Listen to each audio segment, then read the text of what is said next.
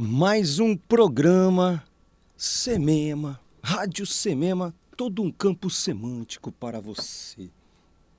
Aqui quem fala é o poeta Adriano Dias, mais uma vez disposto a dialogar a partir de um poema. O poema é uma estrutura de pensamento armazenada num jogo de palavras que tem a capacidade de, ludicamente, ou seja, brincando ou jogando, estimulando o jogo, fazer surgir as disposições que compõem um pensamento ao mesmo tempo bonito, interessante. A história do pensamento humano se constrói em cima da poesia, acima de qualquer outra forma de comunicação humana. É a poesia a forma pela qual a construção da linguagem se faz.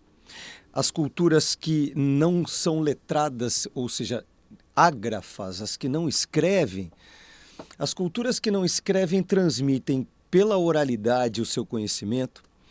E a poesia como o modo de falar, ao mesmo tempo verdadeiro, mas brincalhão, que envolve não só o conteúdo que se fala, mas também a brincadeira das palavras, a sacada de uma rima, a percepção de uma cadência ao se falar, esse tipo de encantamento, que no fundo é um conjunto de afetações sensíveis, engaja, faz com que a gente crie uma impressão de importância naquilo que a gente recebeu. E isso faz com que o cérebro imprima, ou seja, faça uma impressão de memória mais sólida. Ou seja, transmite-se um conhecimento por meio da poesia de uma forma muito mais longeva, duradoura, do que por um enunciado científico. Porque o enunciado científico, ele não brinca com a mente, ele é claro, ele é lúcido, mas ele não tem métrica, não tem rima. Ele trabalha com apenas um componente da inteligência, que é a inteligência lógico e linguística, né? Linguística e lógico abstrata, que compõem pela razão algo que é verdadeiro, que é correto. Por exemplo, olha que interessante, vou falar uma verdade denotativa. A pessoa, quando está apaixonada, costuma querer saber se aquele ser que ela ama pensa nele da mesma forma. Isso é uma forma denotativa de se falar sobre uma vivência que eu acho que é universal. Eu acho que todo mundo que ama sonha em ter acesso à mente do ser amado e descobrir o que ele estava pensando ou o quanto ele pensa, se o amor que ele vive é recíproco. Ahá, Felipe Blue Hole. Eu sei agora que é você, parça. Seja bem-vindo à live do Dricão. Você sabe que vocês que estão assistindo essa live agora vão registrar que um dia participaram do início da carreira do Dricão Online, porque eu não pretendo parar. Isso é muito divertido. Eu tenho pelo menos 850 poesias através das quais eu posso ficar horas aqui conversando. Isso é muito divertido. E eu vou aprender a fazer isso cada vez melhor. Ou seja, quando realmente tiver várias pessoas assistindo, vocês vão falar: cara, eu sigo o Dricão muito antes dele virar descolado. É, meu irmão, esta é a origem do Drico Online. Semema, a rádio da poesia, baseada primeiramente naquilo que eu construo. É lógico, eu sou o indivíduo que comanda esse rolê, mas em breve terei muitos amigos aqui junto comigo conversando. Esse espaço vai ser de troca de ideia baseado no rolê da poesia. Ah lá, vem os alunos pentelho e fica me pedindo para fazer revisão de simulado, irmão. Eu tô aqui para falar de algo muito mais importante, Maria Antônia, para falar do amor. Hein, Felipe Blue, para quem está aqui me ouvindo, eu estou aqui para falar de amor e nada é mais importante do que o amor. E eu dizia que a poesia registra a forma como a gente ama, de uma forma... Oh, Lucineta Xavier Santana. Lucinete... Agora que eu tô com óculos... Lucinete, jura que você conhece meus poemas desde o Facebook? Eu escrevo desde 2013, quando eu comecei a criar publicações online numa revista que eu empreendi no Facebook durante 8, 9 anos. Criei muito ali, escrevi diariamente e depois migrei para o Instagram, até porque o Facebook não só envelheceu um pouco, embora seja incrível ainda, mas... cansa demais usar a rede, né? A rede domina muito tempo. E agora eu volto para esse novo modelo de literatura. Aceito todas as dicas, quem puder me ajudar, quem quiser ser meu amigo e me ajudar, eu vou fazer. Eu estou fazendo no YouTube, tudo isso está saindo no YouTube também, o Felipe. Depois eu edito e boto melhorzinho lá. Tudo que eu estou fazendo aqui eu estou transformando em vídeos e podcasts. E em breve você tipo um canal. Hoje o poema que eu vou ler... Gostinho, seu lindo.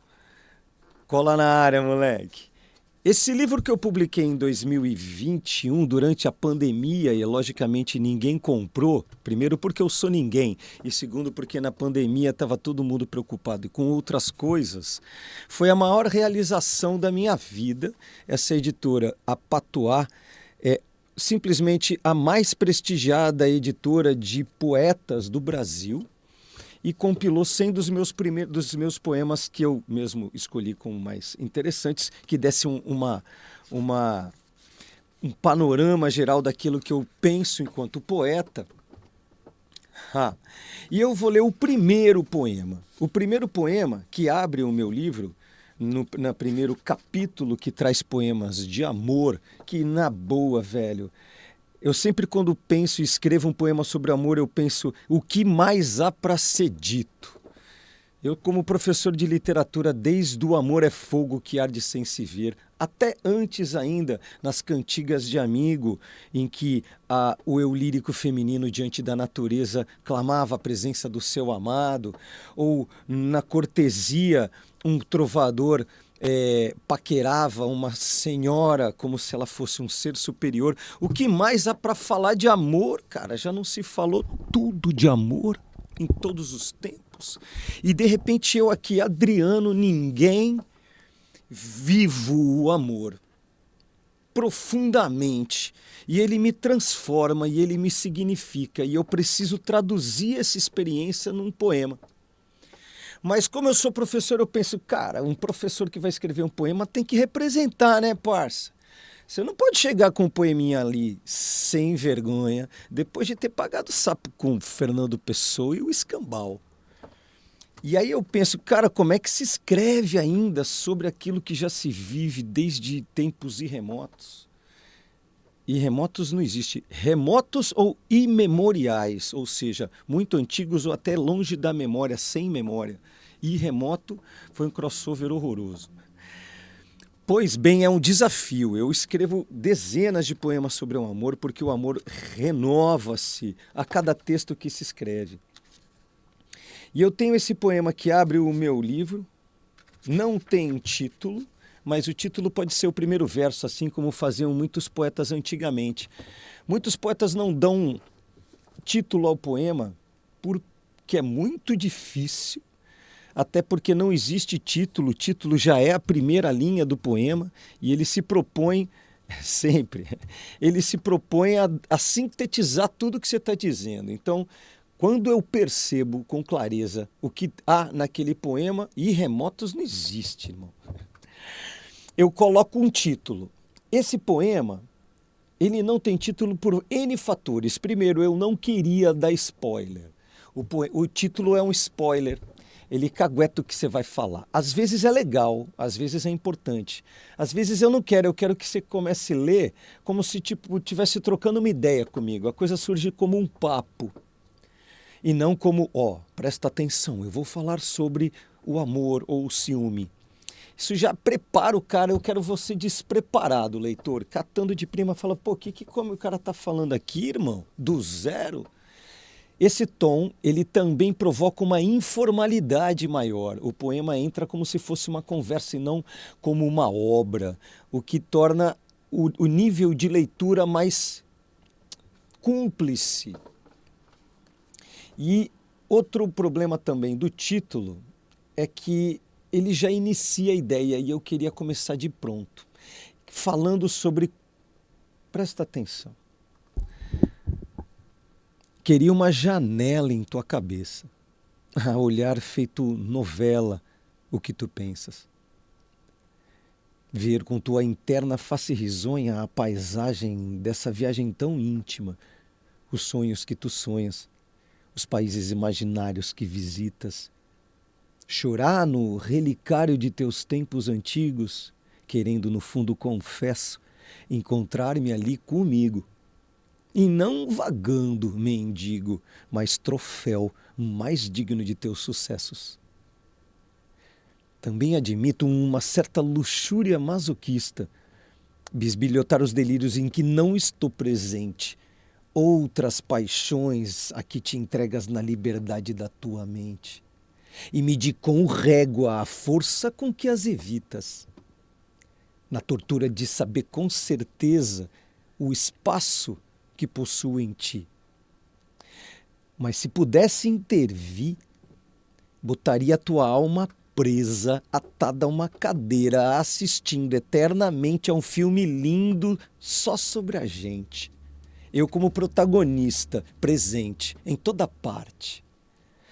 Mas certamente custaria a beleza do que vivemos de verdade. A livre escolha permanente de estarmos juntos, mais o medo. No mistério do que se passa em cada mente, em seu segredo. De novo, hein? Eu queria uma janela em tua cabeça. Espera aí que vai acabar a bateria do meu celular, do meu notebook. Ô, tio. Volta lá, lê de novo, tio Drico. Vou ler de novo porque esse poema é como se eu estivesse conversando com o meu amor. Eu estou olhando para minha gata agora, estou olhando para o meu amor e com aquela tortura ciumenta de pensar, será que ela gosta de mim, velho? Será que ela pensa em mim tanto quanto eu penso nela? Será que ela também, como eu, às vezes escorrega no controle da libido e tem desejos por outras pessoas escondidos? E será que ela dá asas à imaginação ou ela controla essas fantasias que não me envolvem? Isso é um pouco masoquista, é bastante ciumento, mas há um teatrinho mental que eu tenho convicção que é universal, que todas as pessoas que amam sentem, até porque diversos poemas trabalham com esse mote do ciúme que tem vontade de conhecer o que o outro pensa. E eu precisei contar essa história também, porque eu me flagrei vivendo isso, olhando para alguém e falar, queria saber o que está passando na sua cabeça agora. E eu queria descobrir onde eu moro e onde eu estou, o que é um certo narcisismo. O amor também envolve um pouco uma grande vontade de ser amado. Quando você vive um amor, duas pessoas juntas passam a se completar justamente na necessidade de ser amado. A gente ama por duas grandes motivações, porque a gente precisa entregar muito para alguém, é muito gostoso cuidar de alguém, mas porque a gente também quer muito ser cuidado. Dar amor é incrível e receber também, quando rola reciprocidade, você quer manter aquela relação, porque ela te alimenta e você também pode se sentir comprometido com o outro. Essa dinâmica, esse dínamo do amor te prende no relacionamento e faz a vida ser grande e gostosa, prazerosa. Portanto, quando você ama, você tende a querer ter dúvidas e querer ter certeza se... será que vai dar certo e vale a pena eu me entregar tanto? Porque o amor te torna muito vulnerável. Você se coloca à disposição do outro e entrega muito de si pelo outro. Tem que valer a pena, não tem nada que doa mais do que uma traição, do que uma grande decepção amorosa, do que um fim de relacionamento inesperado. É como se arrancasse um pedaço de um corpo e você ficasse um tempo meio à deriva. Todo mundo fala isso. Então, há uma necessidade também intrínseca de saber o que o outro está pensando e o tamanho do amor que você tem. E aí já vira meio também perverso.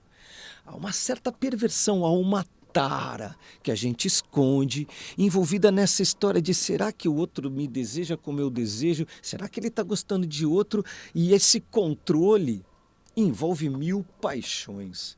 Eu queria falar sobre isso porque é muito importante, mas eu não queria terminar submisso, eu não queria terminar essa ideia, esse poema, com a invasão do outro, me submetendo a essa vontade.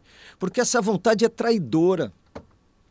Essa vontade, como muitos desejos perversos, e esse é um desejo perverso, o ciúme, a inveja, a perfídia, a maledicência, são sentimentos perversos. O ciúme é perverso, ele distorce a realidade, ele já está na invasão, na agressão, ele é hostil. E para fugir desse dínamo, da perversão do ciúme, eu precisava encontrar alguma fórmula que sublimasse a relação amorosa nesse diálogo. E é engraçado porque quando eu escrevi esse poema, juro, como a maioria dos que eu escrevo, a ideia ela vem se compondo em processo. Parte da composição é melodia, é ritmo, é composição de palavras adequadas, mas a ideia está em processo. Uma coisa mágica da escrita poética é que ao mesmo tempo você está no flow do ritmo e melodia e uma ideia está sendo composta. Saca quando você está raciocinando e você está no auge do teu raciocínio, conseguindo pegar as referências adequadas e juntá-las num todo coeso? Você sabe o que está dizendo. É claro, é um insight que está sendo produzido ali na hora. Isso acontece junto com uma dinâmica de melodia e ritmo na escrita poética. É delicioso, velho. E eu quis registrar, e o final foi sábio, inclusive para mim, lógico, porque foi uma constatação. Ao pensar profundamente sobre esse desejo ciumento de invadir a mente alheia, eu me vi numa vontade de sair disso aí. E olha como sai, que bonitinho, olha só.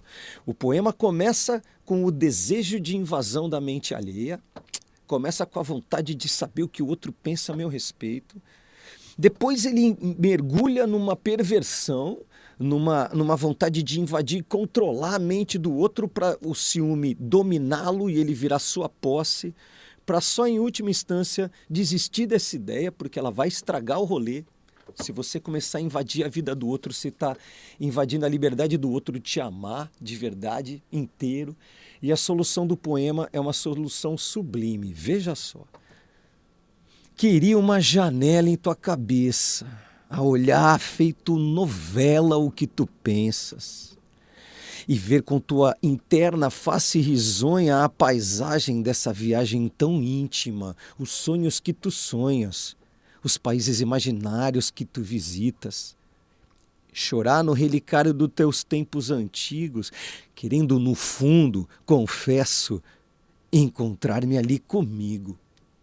E não vagando, mendigo, mas troféu mais digno de teus sucessos. Percebe? Eu queria uma janelinha na cabeça para olhar tipo novela, se pensando.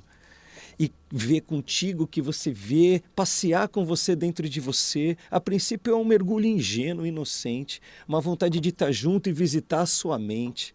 Só que aos poucos eu confesso que no fundo há um outro motivador nesse desejo. Eu queria ver onde eu estou ali, e não queria me encontrar, confesso, como um mendigo ali, tipo em qualquer canto. Eu queria ser teu troféu. Imagina ali, dentro de você, na sua mente, a pessoa que você fala para todo mundo, esse eu ganhei, sou eu. Ah, que delícia! Agora eu vou mergulhar justamente na parte um pouco mais invasiva, porque faz parte, eu também admito, por isso eu começo assim, também admito uma certa luxúria masoquista. Luxúria é uma palavra que já convoca perversão de cunho sexual, ou seja, envolvem as taras, os fetiches que estão dentro da nossa cabeça sobre o outro. quem deseja o outro, bisbilhotar os delírios em que não estou presente, como um voyeur. Outras paixões a que te entregas na liberdade da tua mente.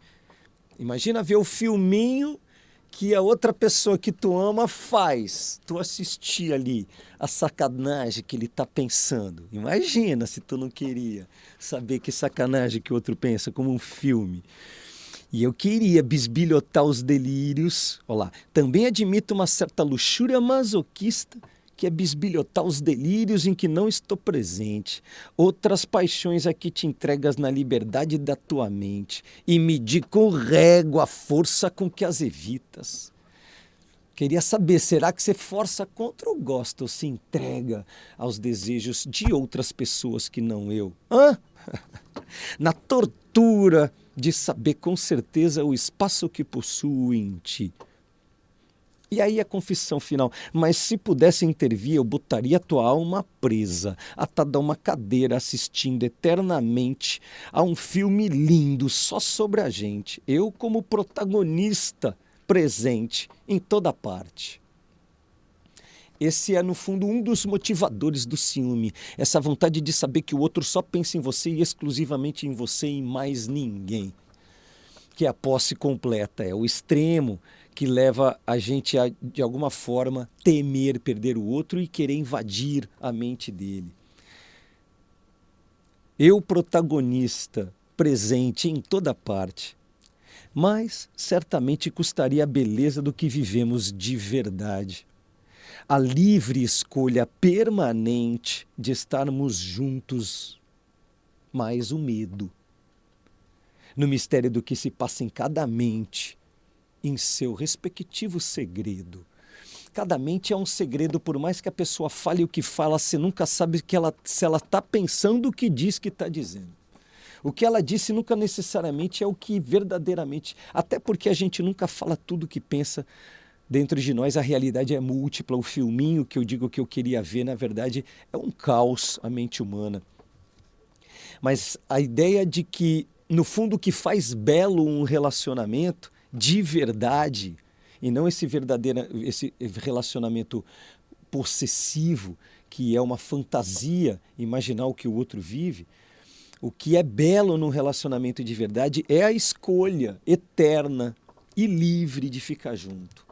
E o medo, porque enquanto você teme que o outro possa te abandonar, você também precisa conquistá-lo, e a dinâmica do amor que continua envolve uma permanente conquista. Na hora que você se sente completamente sob domínio de algo, a gente desencana, perde valor e parte para uma próxima. Os relacionamentos duradouros são relacionamentos que não descansam, velho. Você olha para a mulher, a mulher olha para o cara e fala, eu preciso ganhar essa pessoa hoje. Eu preciso conquistar esse bebê agora. E para isso é preciso liberdade e um pouco de temor. É preciso que você escolha estar com o outro e é preciso também que o outro escolha estar com você. Aí você está na dinâmica verdadeira do relacionamento recíproco. Isso é reciprocidade.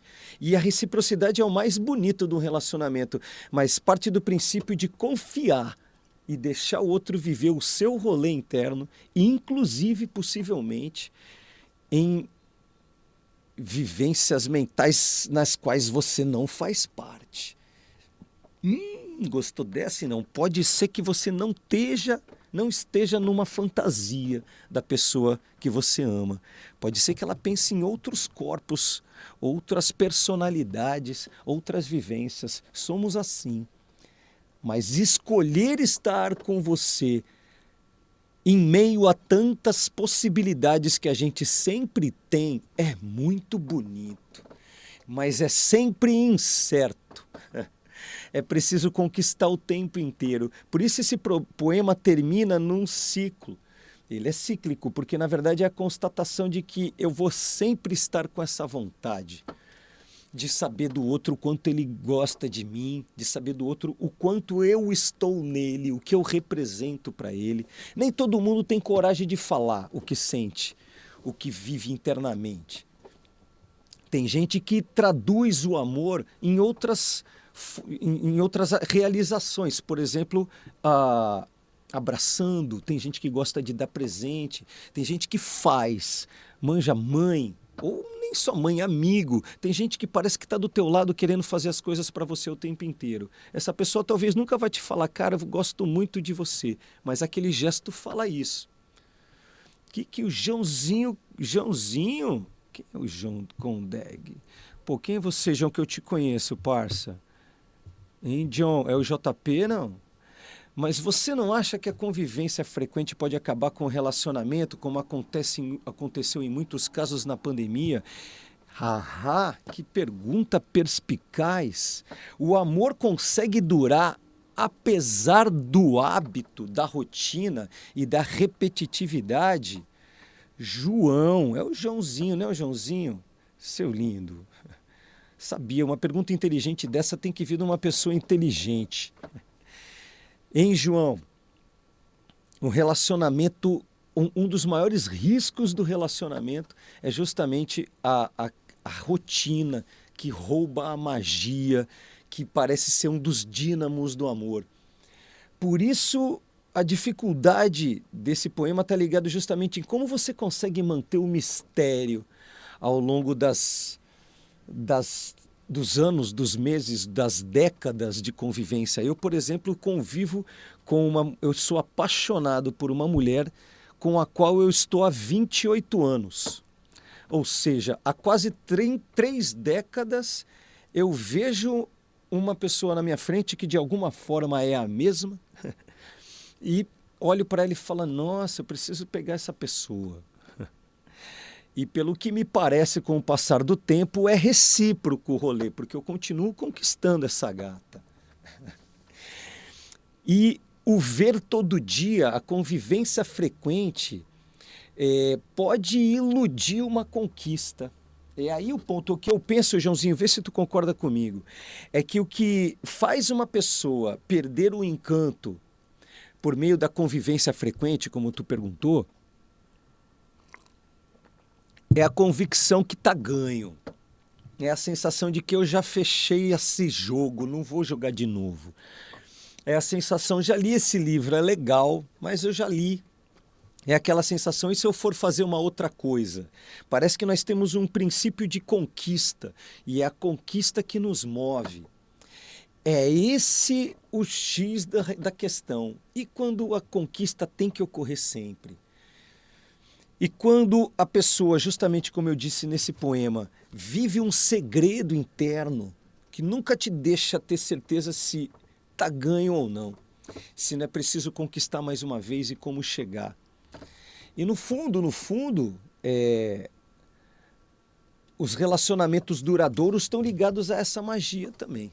Sei lá, não sei, mano. Eu vivo esse rolê. Eu não sei. Eu tenho outros poemas que falam justamente sobre a durabilidade do amor. Eu tenho um poema que eu fiz justamente sobre isso, que a gente devia talvez até mudar de nome, chamar de amor maduro. Quer ver? Ó? Deixa eu ler esse aqui. Também está no meu livro, na página 26. Joãozinho, vê se ele de certa forma responde a tua pergunta, embora ele seja um poema com uma outra pegada. Ele diz assim, ó: já faz tempo demais que eu te amo e sinto um certo incômodo crescendo ano a ano. Não é cansaço, nosso amor descansa, mas temo que pode estar acontecendo conosco. Eu sei da promessa, para sempre, bonito e verdadeiro quando se fala o que se sente, em êxtase ou em fúria, tanto quanto momentâneo. Costuma valer até que estejamos satisfeitos, pois os dentes dos compromissos mastigam tudo que é gostoso ao bagaço. Contudo, contigo perdura contínuo esse brilho tão mágico. E pensa, o amor é chama, segundo o poeta, nossa fonte mais segura. E toda chama se apaga, diz a ciência, mas a consistência desse lume só se apura. Talvez nasça o fim justamente desta dúvida do quanto venta frio enquanto a penso. Ou deveríamos aperfeiçoar o termo, dar-lhe algum atributo que o desculpe, quem sabe amor maduro, mesmo sabendo no fundo que se trata da mesma avalanche do começo. Então teus olhos aparecem na minha frente, faíscam entre ternos e lúbricos e eu esqueço tudo e de novo conjuro, eu te amo para sempre. Esse poema registra essa dúvida, João. Eu já me pergunto sobre isso há muitos anos. Como pode o amor continuar se reinventando com a mesma pessoa que eu vi ontem, anteontem, semana passada? Isso me incomoda, me dá medo, porque eu temo perder essa sensação que é tão grandiosa e tão deliciosa de viver, cara.